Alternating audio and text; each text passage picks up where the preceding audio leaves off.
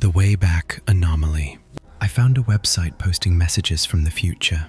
The last one called me by name. I work as a digital archivist for a non-profit organization dedicated to preserving the early internet. Night after night, I scrape the rotting, forgotten corners of the web. Abandoned GeoCities pages, dead Angel Fire blogs, dial-up era message boards that have been drifting in digital purgatory for 2 decades. It's solitary, monotonous work. My apartment is always quiet, save for the low hum of my PC tower and the rhythmic clacking of my mechanical keyboard. Outside, the city was deep into a Tuesday night. Freezing rain tapping against the single-pane window like small, impatient fingernails. The glow of my dual monitors was the only light in the room, casting a pale blue wash over empty coffee mugs and stacked hard drives cluttering my desk. It was 1:14 in the morning. I was tired, my eyes burning from staring at broken HTML code, ready to log off and crawl into bed. That's when I found the whisperingwire.net. It wasn't part of my assigned batch for the night. I stumbled onto it through a broken hyperlink buried in a 1998 site about amateur radio equipment. Curiosity got the better of me. I clicked, expecting the familiar white screen of a 404 error. Instead, the page loaded instantly. No lag, no hesitation.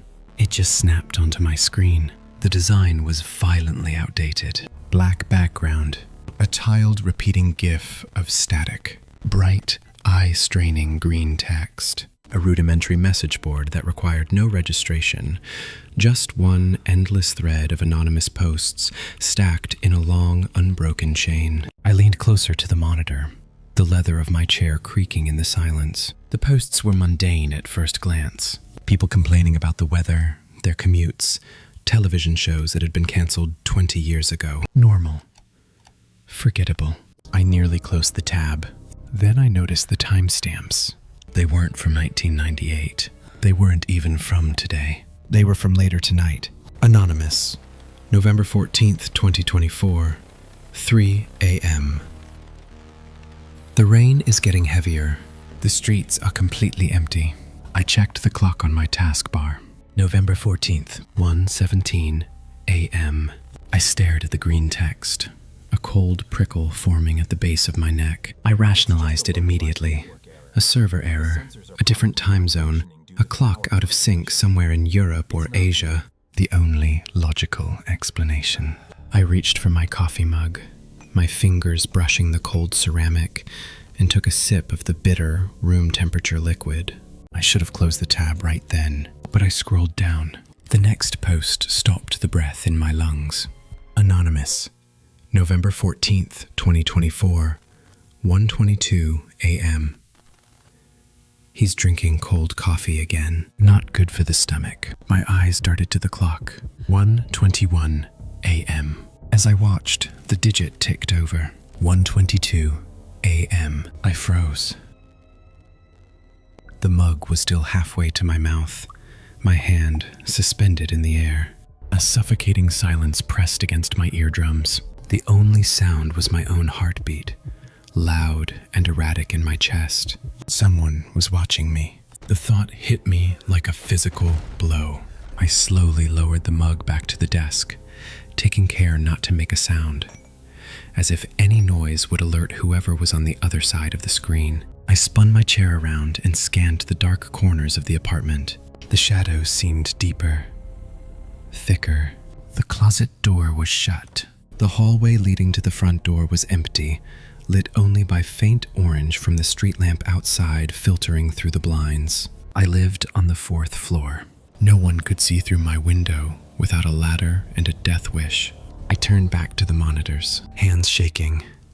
I hit refresh. The page blinked and reloaded. A new post had appeared at the very bottom of the thread. Anonymous. November 14th, 2024, 1:25 a.m. Looking around the room won't help. You can't see the connection. You just feel the draft. I gasped and pushed my chair back so hard the wheels caught on the edge of the rug. I nearly tipped over. I scrambled to my feet, chest heaving. And then I felt it. A draft.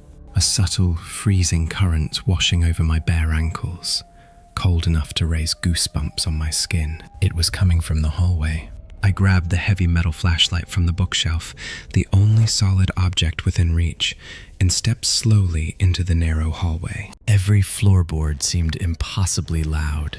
I approached the front door. The deadbolt was thrown.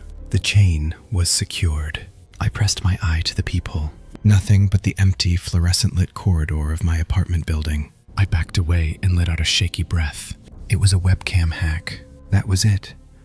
Someone had compromised my camera and was watching me through the lens, typing observations into a fake HTML page hosted on a proxy. Sick and twisted, but rational. Human.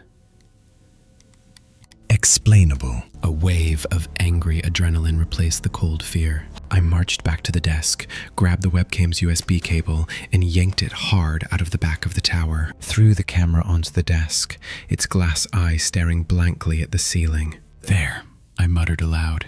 My voice sounded thin and strange in the quiet room. I moved the cursor to the red X in the corner of the browser window, ready to close it, clear the cache, and run a full system diagnostic. Before I could click, the page auto-refreshed on its own. Anonymous. November 14th, 2024. 1:38 a.m. The camera wasn't plugged in to begin with, David. Look at the cord. My name. They knew my name. I looked down at the webcam resting beside my keyboard.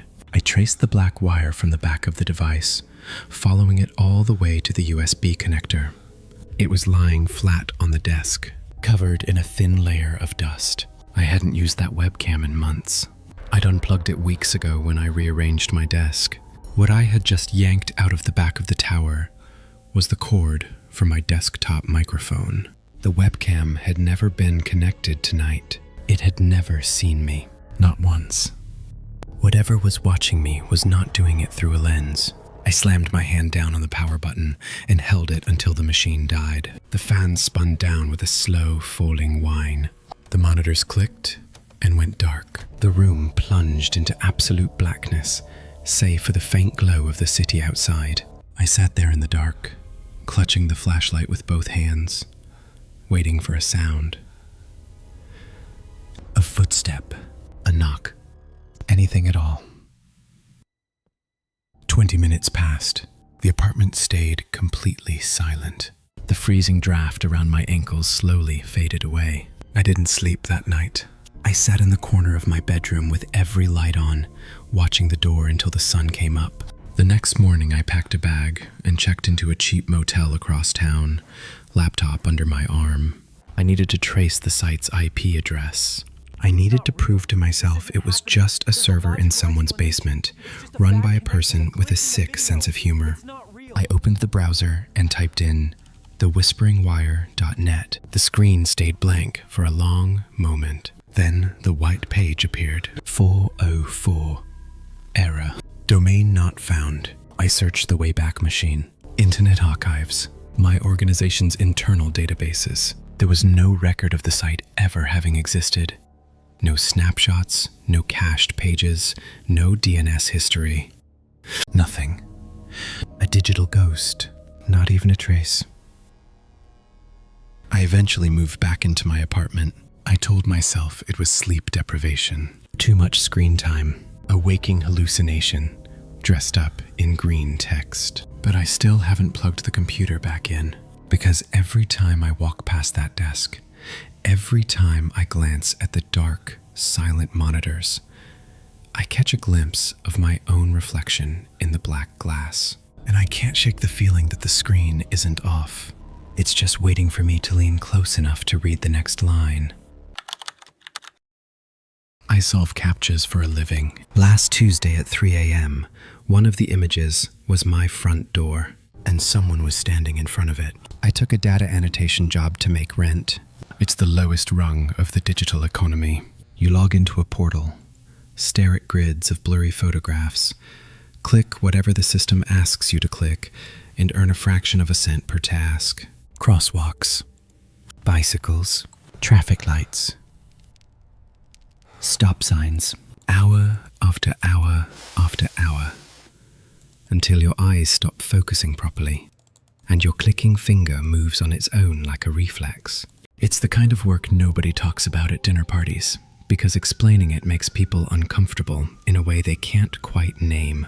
I worked the graveyard shift, midnight to 6 a.m., when the server load was lightest and the tasks moved faster. I lived in a massive, brutalist apartment complex on the edge of the city. Concrete everywhere, identical hallways, fluorescent lights that buzzed and occasionally flickered for no reason. My apartment was small, perpetually cold, and smelled faintly of old paint and damp carpet. It was the kind of place you stop noticing after a while, because noticing it too much makes it harder to stay.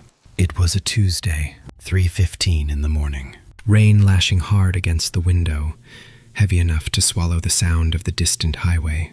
I was 4 hours into my shift, eyes dry and gritty, finger hovering over the mouse on pure muscle memory. A new grid of 9 images appeared on the screen. Select all images containing a person. I scanned quickly. Most were grainy security stills from empty parking lots and dark storefronts. Standard filler, the kind of dead-eyed footage that makes up 90% of these data sets. I spotted a blurry figure walking a dog in the top right frame and clicked it. The bottom left showed another figure, standing completely motionless in what looked like an interior corridor. I clicked that too, hit submit, and waited for the next task. The screen refreshed. Select all images containing a closed door. The new grid loaded. No parking lots this time. No streets. All 9 images were interior security camera shots.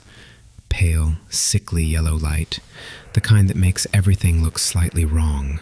Institutional beige walls, and the carpet. A dark geometric pattern. Maroon squares intersecting with navy blue lines. My hand stopped moving. I knew that carpet.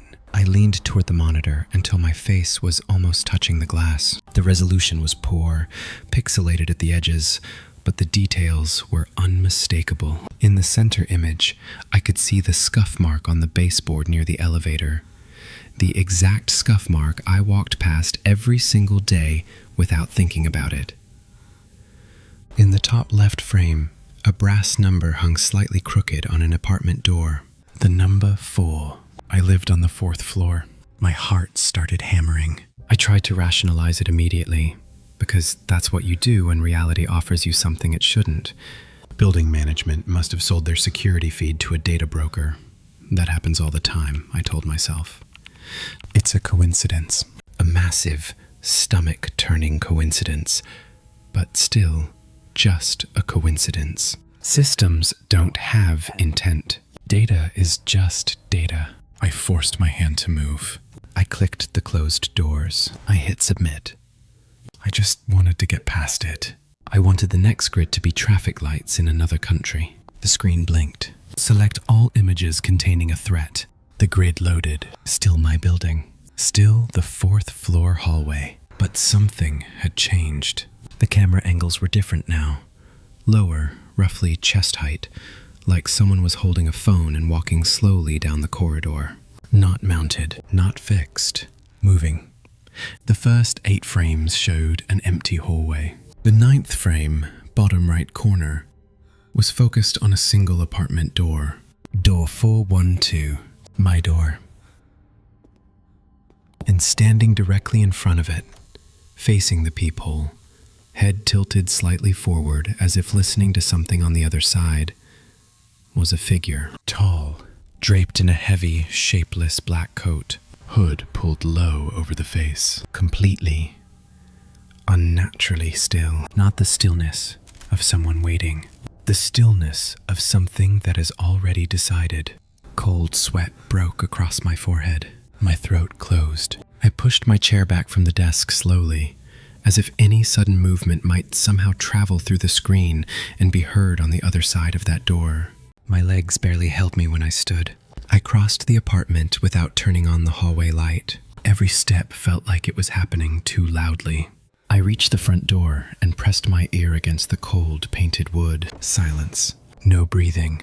No footsteps. No fabric shifting against the doorframe. Just the rain outside and the faint buzz of the fluorescent light in the hall seeping under the gap at the bottom of the door. I raised my head and pressed my eye to the peephole. The hallway was completely empty. Geometric carpet stretching all the way to the elevator. Flickering light. Nobody. I exhaled, a long, shaking breath, and let my forehead rest against the door. Delayed feed. It had to be. A recording from hours ago, maybe days, fed into the system by some glitch in the pipeline. That's all. The person was long gone. I turned the deadbolt. I fastened the chain. I backed away from the door, wiping the sweat from my face with my sleeve. I walked back to my desk.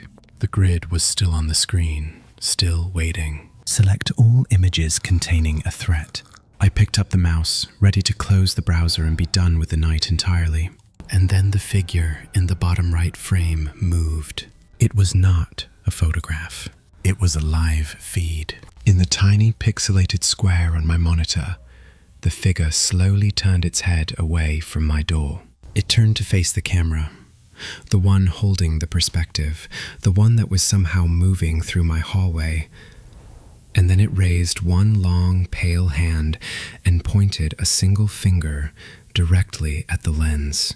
At that exact moment, my doorknob began to turn. The sound was slow at first, a soft mechanical click as the latch engaged. Then the handle twisted hard, violently, and something threw its full weight against the door from the outside. The wood shuddered in the frame. The chain snapped taut against the casing with a sharp metallic ring. The rattling continued for 10 seconds, or maybe 30, or maybe longer. I couldn't tell because I had stopped being able to measure time. Then it stopped. I stood in the center of my living room and did not move until the gray light of dawn began to creep through the blinds. When I finally found the nerve to look through the peephole again, the hallway was empty. It had always looked empty from this side. When I opened the door that morning, my hands shaking badly enough that I fumbled the chain twice, I found something carved into the beige paint of the door itself, directly below the peephole. A crude, jagged square, scratched in deep with something sharp and deliberate. Inside it, a single word. Selected. My Ethernet cable was unplugged, coiled on the desk right next to me. The web page loaded anyway. I was a third-year IT student living in a basement apartment that had probably never been intended for human habitation. Concrete walls, exposed pipes, a single window at ground level that showed nothing but the ankles of people walking by. The kind of place you rent when you've run the numbers 3 times, and this is still the only one that works.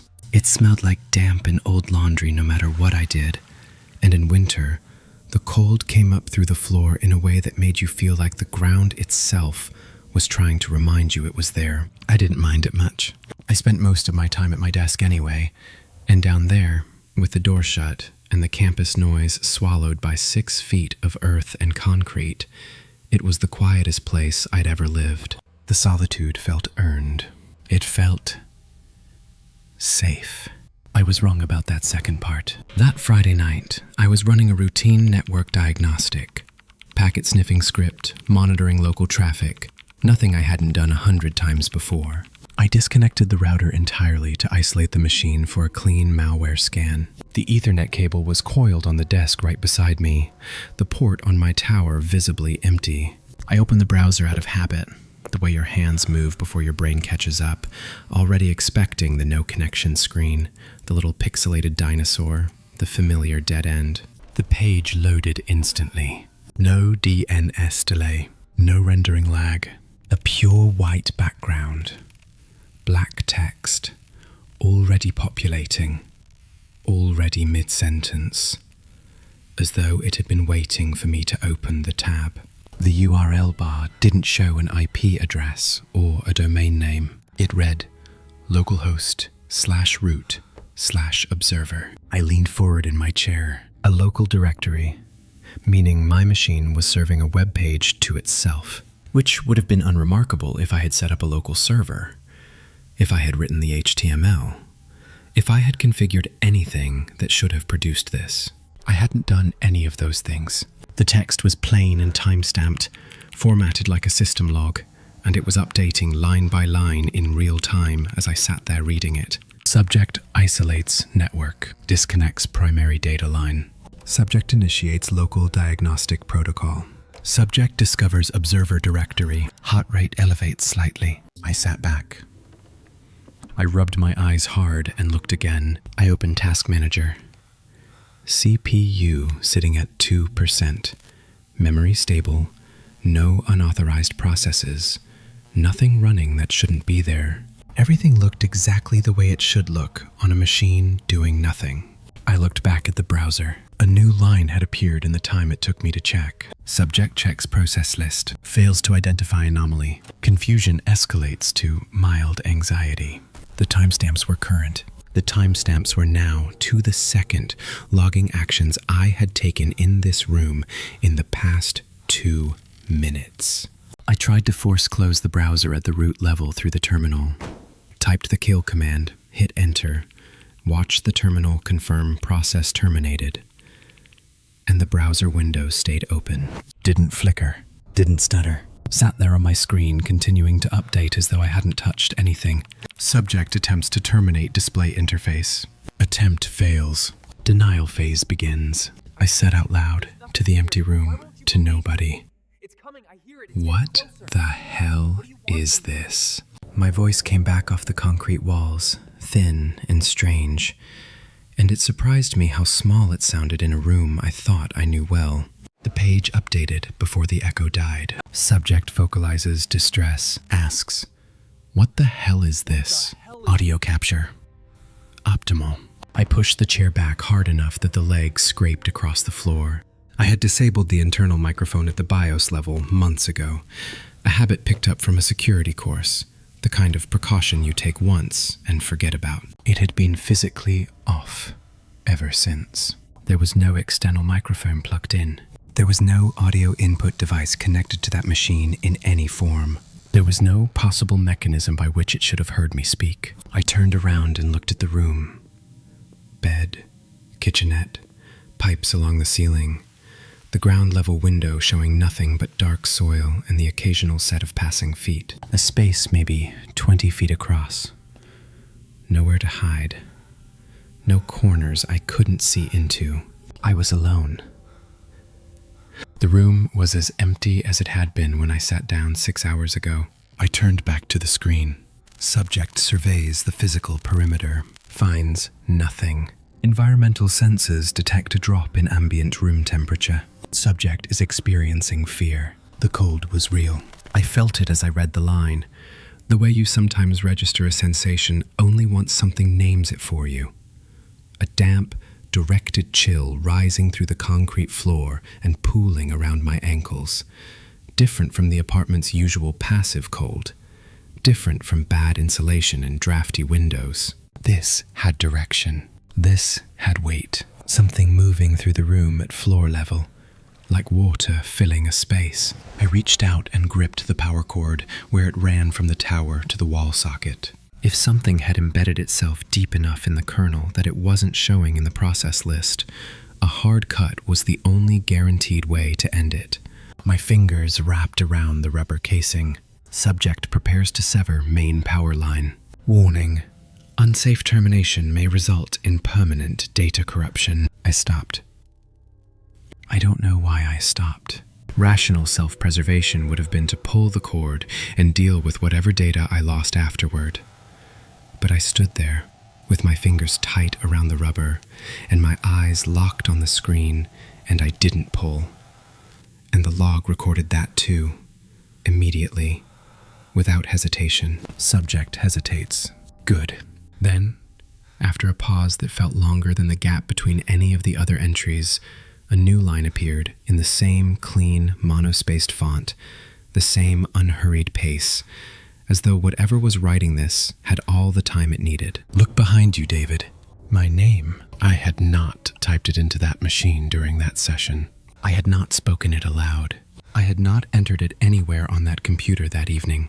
The machine had no microphone and no network connection, and no access to any database that should have connected my face or my presence to my name, and it had just printed my name on the screen with the same calm, clinical tone it had used to log every breath I'd taken for the past 4 minutes. The monitor's bezel was dark plastic, and in the contrast between the white of the loaded page and the black surround, I could see a faint reflection of the room behind me. The desk lamp, the concrete wall 4 feet back, the space I had just turned around and confirmed was empty. The reflection showed something standing against that wall. Tall. Too tall. The proportions wrong, whatever it was touching the ceiling pipes. Not a shape I could resolve into anything with a name. Not a person.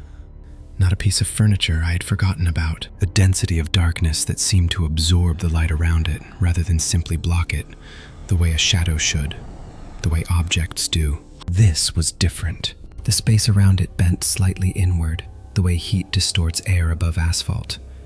Except cold.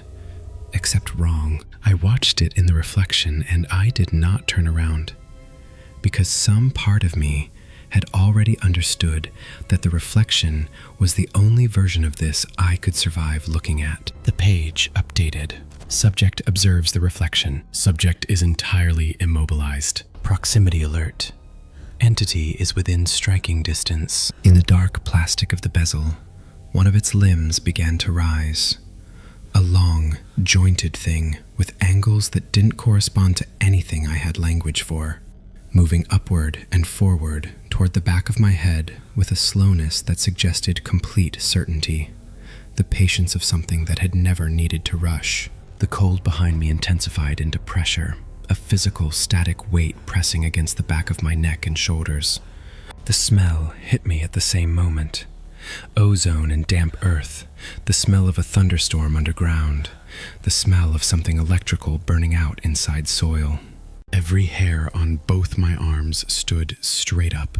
I closed my eyes because there was nothing left to do with them, and I held my breath, and I waited for whatever was going to happen next to happen. The sound was enormous. A single metallic crack, sharp and close, like a fist hitting sheet steel from the inside.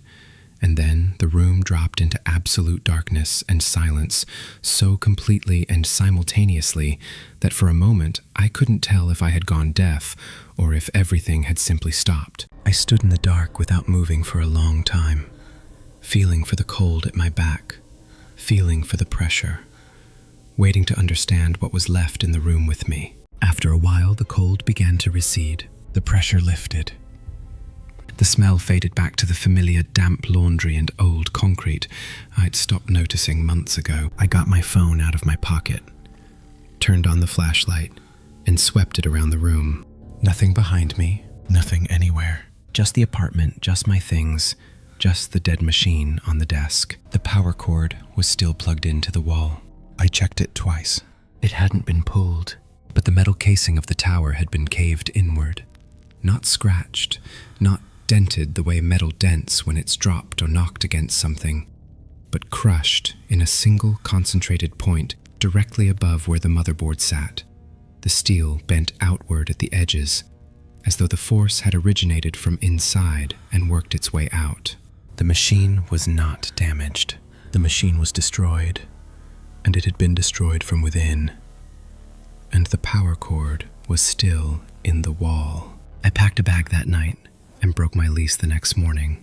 I left the computer sitting on the desk. I've thought many times since then about going back for the hard drive, about pulling the logs, about finding out how far back the observer directory went, and what else it had recorded before I opened that tab. I've never done it, and I won't. Not because I'm afraid of what the files might contain, though I am, but because I've already understood the only thing that actually matters. Whatever was running that page wasn't a program I had installed. It wasn't a remote server, wasn't a script buried in a kernel partition, wasn't a piece of malware sophisticated enough to fake a disabled microphone and a disconnected network cable and a knowledge of my name I had never given it. None of those explanations survive contact with what I saw in that reflection. None of them account for what was in that room with me. The computer wasn't the source of any of it. It was just the interface, the only vocabulary we happened to share, the only medium through which it could make itself understood to someone sitting at a desk at 11 p.m., running diagnostics in a basement apartment, and not paying attention to the cold coming up through the floor. When it ran out of things to say, it ended the conversation the only way it had left. And whatever it was, wherever it went after the lights went out, it didn't need the machine anymore. It had already said everything it wanted me to hear. I just don't know yet what it was telling me to do.